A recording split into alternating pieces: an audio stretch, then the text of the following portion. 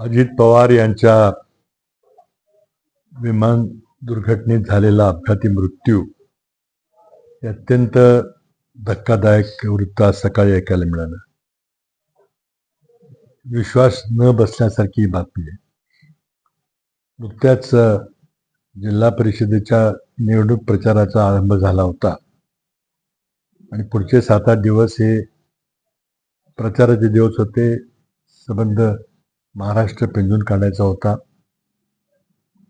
आणि अशा परिस्थितीमध्ये त्यांनी प्रचाराचा शुभारंभ बारामतीमधून करण्याकरता ते आज सकाळी मुंबईतून विमानानं निघाले आणि विमान उतरण्यापूर्वीच त्यांचा दुर्दैवी अपघात झाला.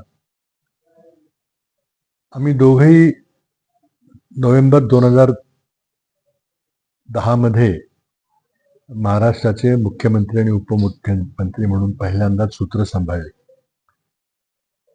आम्ही जवळजवळ 4.5 वर्ष एकत्र काम केलं. मला त्यांच्याबरोबर काम करण्याची संधी मिळाली. आम्ही दोघांनी मिळून महाराष्ट्राच्या हिताचे अनेक निर्णय घेतले. बऱ्याच अडचणीच्या निर्णयामध्ये त्यांनी माझी साथ दिली. आमचे काही मतभेदही झाले, परंतु जे काही निर्णय आम्ही घेत होतो ते महाराष्ट्राच्या जनतेच्या हिताकरता घेत होतो.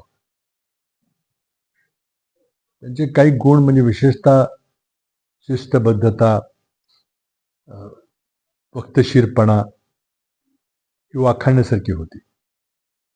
कुठल्याही बैठकीला ते कधीही उशिरा येत नसत आणि पूर्ण ध्यान देऊन जे काही प्रेझेंटेशन असेल किंवा जी काही चर्चा असेल त्यामध्ये ते लक्ष घालत.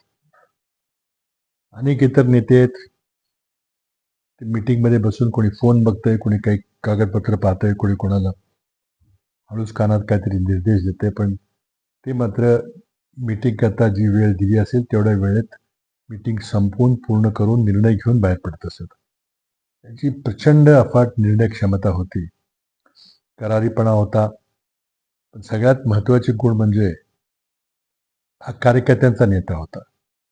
महाराष्ट्रातले त्यांनी अनेक कार्यकर्ते शून्यातून उभे केले आणि दादा म्हणून लोकप्रियता कमवली, विश्वास कमवला आणि प्रेम संपादित केलं. आम्ही जरी एकमेकाच्या विरोधात, राजकीय विरोधात असलो तरी मला वाटतं एकमेकाच्या बद्दल आदर होता. म्हणजे मला आठवते, मी मुख्यमंत्री असताना काही घटना घडल्या आणि त्यामुळे ते चिडून रागाने त्यांनी उपमुख्यमंत्री पदाचा तडकाफडकी राजीनामा दिला आणि मंत्रिमंडळातून ते बाहेर पडले. काही दिवस बाहेर राहिल्यानंतर त्यांची सर्वांची आम्ही समजूत काढली, त्यांना परत मंत्रिमंडळात घेतलं आणि आम्ही आमचा तो कार्यकाळ पूर्ण केला.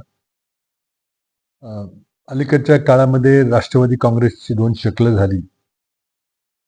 अजित पवार गट आणि शरद पवार गट असे 2 भाग झाले आणि आता मला वाटतं दोन्ही गट पुन्हा एकत्र येण्याची प्रक्रिया सुरू झाली होती. लवकरच अधिकृत मर्जर हे अपेक्षित होतं. अशाच निर्णायक घटकेला त्यांना महापालिकेमध्ये काही फार यश मिळालं नव्हतं, पुण्यात किंवा पिंपरी चिंचवडला किंवा मुंबईमध्ये. पण पुन्हा नव्यानं कंबर कसून ते जिल्हा परिषदेच्या ग्रामीण भागातल्या अत्यंत महत्त्वाच्या या पायाभूत निवडणुकीमध्ये ते सक्रिय झाले होते. मागचा महापालिकेचा निर्णय बाजूला टाकून दिला आणि मग नव्या आघाड्या, नवी समीकरणं, नव्या गठबंधन हे त्यांनी करून काँग्रेसशी